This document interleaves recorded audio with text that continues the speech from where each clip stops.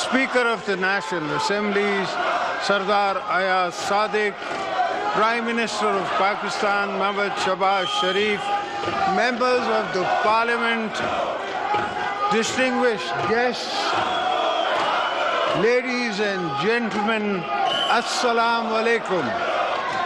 As we embark upon the first parliamentary year, let me extend my heartfelt congratulations to all honourable members of the Parliament on the election to this august House.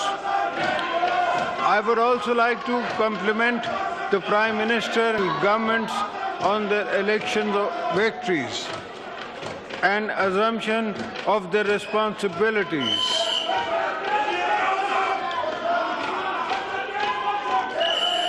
Let me also take this opportunity to express my sincerest gratitude to all parliamentarians and provincial assembly members for their trust and confidence in electing me for a second time as the President of Islamic Republic of Pakistan. I am humbled by this opportunity bestowed upon me by the grace of Almighty Allah. Mr. Speaker, let me begin this parliamentary year by sharing briefly my vision for future, because much of it's based on choices we make in my particular role in the past too. I have made important choices that made history when I chose to give away my own powers as President to the Parliament of Pakistan. I expect you as parliamentarians to use those powers with the wisdom and maturity our country merits and needs. I see my own role today as a unifying symbol of a joint, robust federation, where all people and provinces should be treated in equal before law. At the same time, in my considered view, it is time to turn a new page. If we see today as a new beginning, which it is, that we can build on our strength by investing in our people, by focusing on public needs, by harnessing our relation of our resources to create pathways to inclusive growth.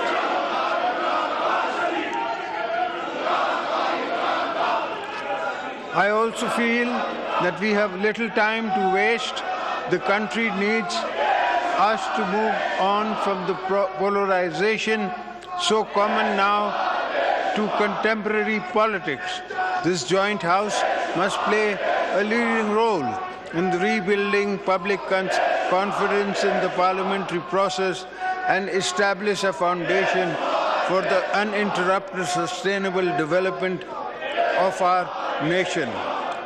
Let us not confuse constructive disagreement and healthy noises of a growing democracy with the pursuit of zero-sum thinking. The country needs us to take pause and reflect on what we prioritize in our goals, our narratives, and our agendas.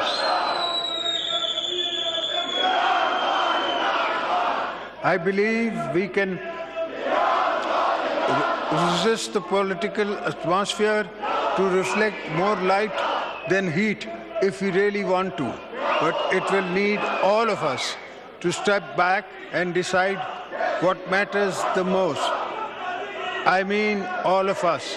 At the end of the day, it is up to all of us to turn challenges into opportunities, because that is what robust nations do. I have always drawn inspirations, guidance from great leaders such as Quaid-e-Azam Muhammad Ali Jinnah, Shahid Zulfikar Ali Bhutto, Shahid Mohtरमा Benazir Bhutto, who spend their lives being advocates for democracy, tolerance and social justice.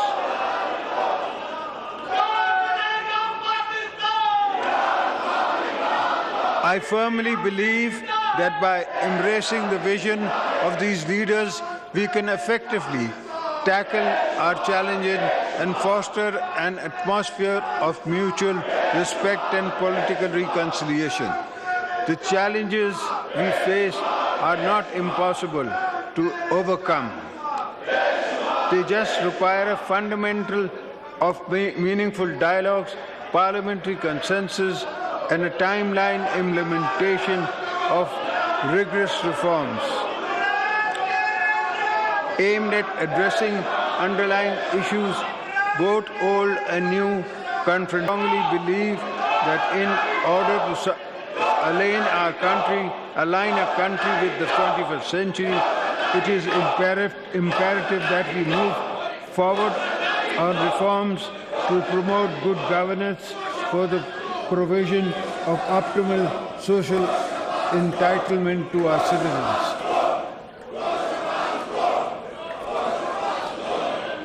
Let's begin with a vision that strives to leave no one behind. For this thought to move beyond an idea, the political leadership gathering in this House must prioritize the specific needs for marginalized communities and underdeveloped areas. By focusing on the needs of these regions, we can bridge the gap between them and the more developed areas of the country, moving the needle towards an inclusive growth model that emphasizes equality of opportunities. While there are many economic reforms the government will drive in pursuing jobs, reducing inflation, and expanding the tax net, I want to underscore the importance of promoting positive working relationship and effective coordination within our constitutional framework between the federal government and the provinces. This is an absolute essential for promoting an inclusive national development agenda, ruling out policies that execute tangible actions on the ground. I firmly believe that by driving seamless collaborations as fostering institutional coordination with intentions and regularity, we can harness full potentials of our federal system to deliver positive change for benefit for people of Pakistan.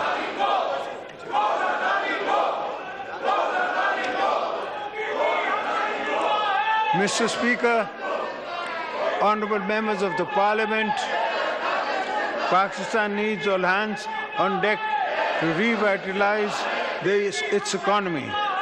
Without shedding all caution to the winds, our primary objective should be to attract foreign direct investment. I therefore urge the government to intensify its efforts in implementing comprehensive ease of doing business reforms and simplifying the existing forest of regulations to provide an enabling an environment for both foreign and domestic investors.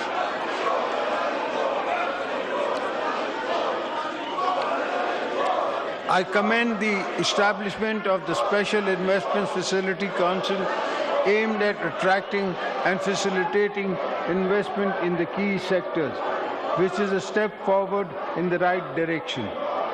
At the same time, we must accelerate our endeavors to diversify export, enhance the competitiveness of our products in global markets, introduce value addition, and venture into new markets similarly.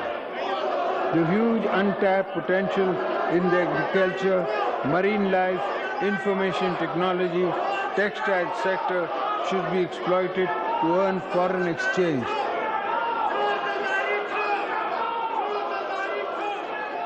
Any global or national stocktake will tell us that the world is changing fast under our feet.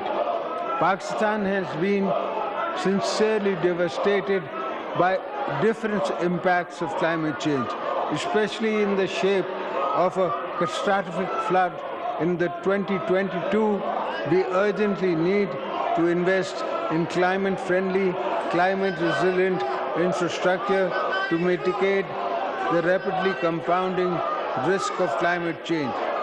At the same time, we need to ensure that clean energy technology from the core component of our national energy mix, as they would not only create opportunities for green economic growth, but would also make energy more affordable for our people.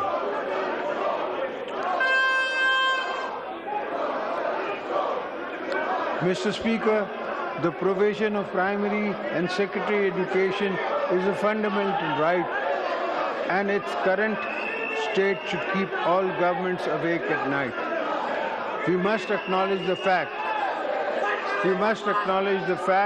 that in Pakistan there's a massive number of children who are out of school, and given our growing number is growing faster than the facilities we have been providing. I therefore urge all provincial governments to bring focus and energy on transformative reforms on education sector, not just on improving access to primary secondary education for all children, but for ensuring quality as well.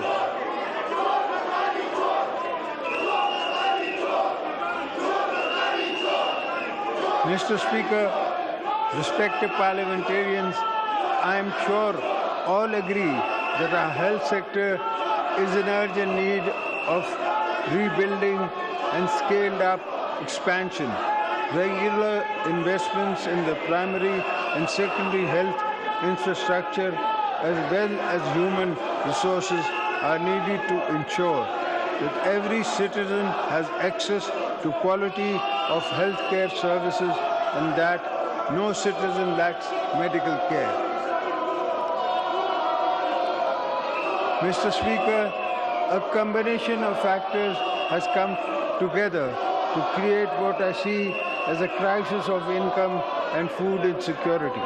For many of our people, I am pointing, of course, to the large number of our population that has been slipping into poverty, either through climate impacts on their incomes and assets or sheer cost of living pressure on the families. It is our responsibility to ensure that they move out of extreme vulnerability within the ability to access opportunities for jobs and resources to reinvest in farms, livestock, and small businesses.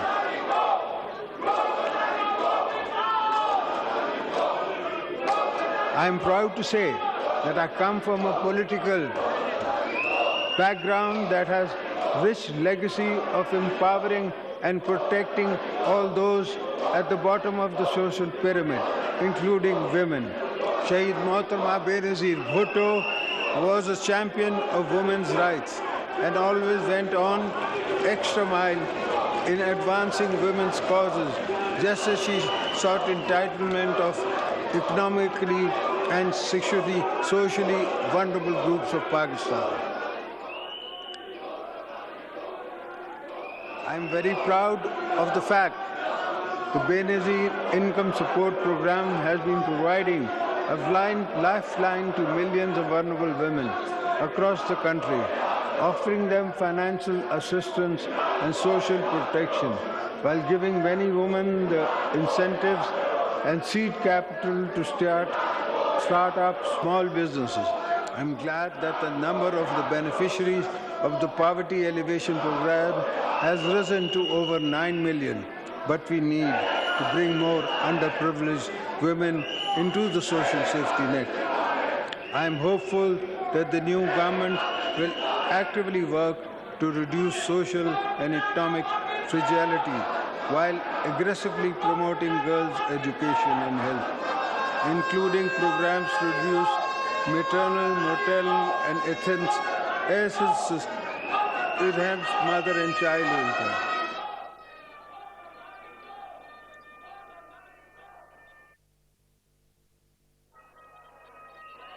Mr. Speaker, you are aware the menace of terrorism is again rearing its ugly head and is threatening our nation's security as well as regional peace and prosperity.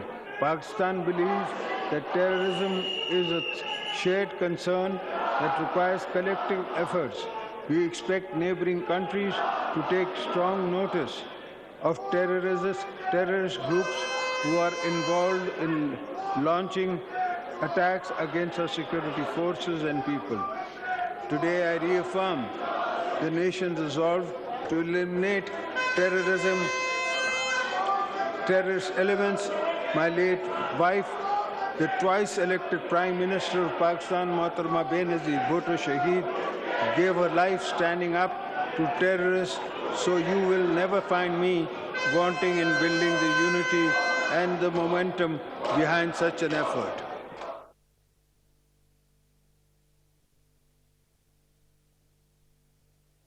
We are proud of our armed forces, law enforcement agencies who have rendered immense sacrifice and played a heroic role in the fight against terrorism, defense of our national frontiers. I will also take this opportunity to thank our friendly countries, UAE, China, Turkey, and Qatar, who have always supported Pakistan in difficult times. It is important also to recognize the US, EU, and UK have all been established trade partners with a history of cooperation in many sectors, which we hope will grow further.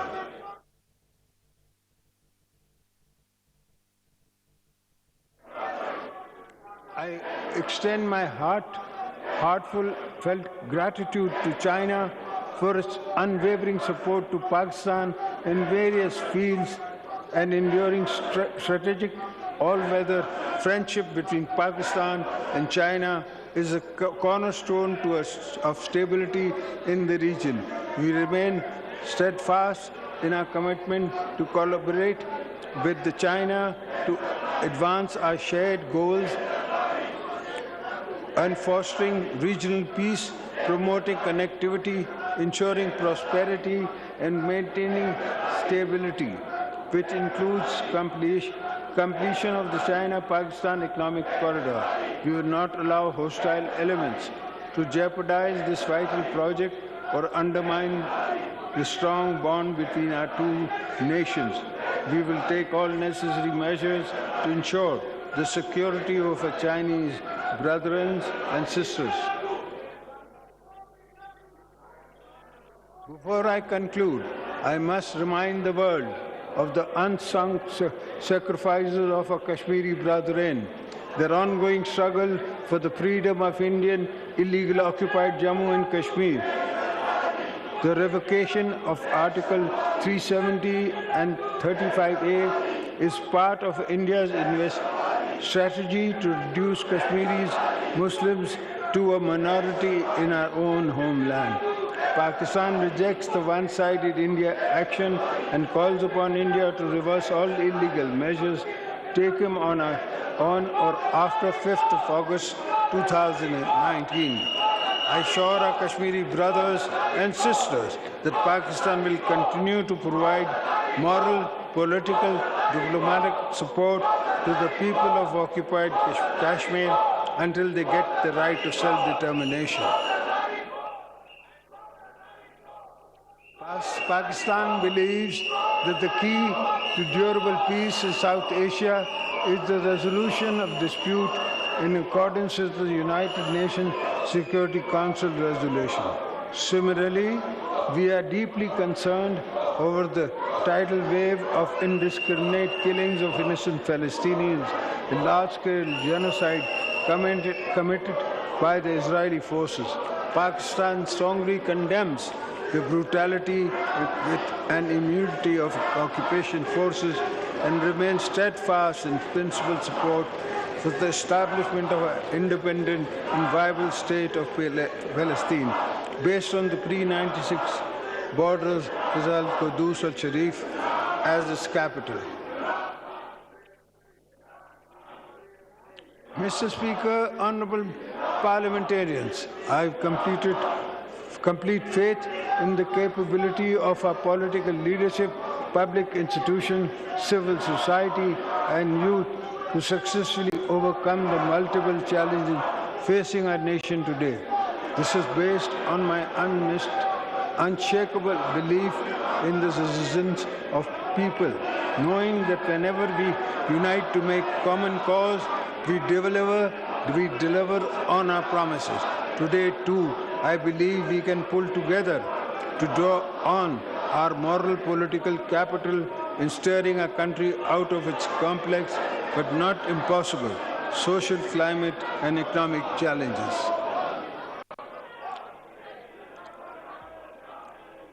Once again, let me entreat you all to think of this great country as your driving motivation for service in this House of Parliament. Let us demonstrate a spirit and words, a renowned political ethos, a collaboration and census building as the guiding principle to lay the groundwork for a more prosperous Pakistan. I am certain that together, in a fresh start, we can start a course towards a strong, prosperous Pakistan. May Allah be our guide and support this journey. Ameen. Pakistan, Findabad. इधर ले आए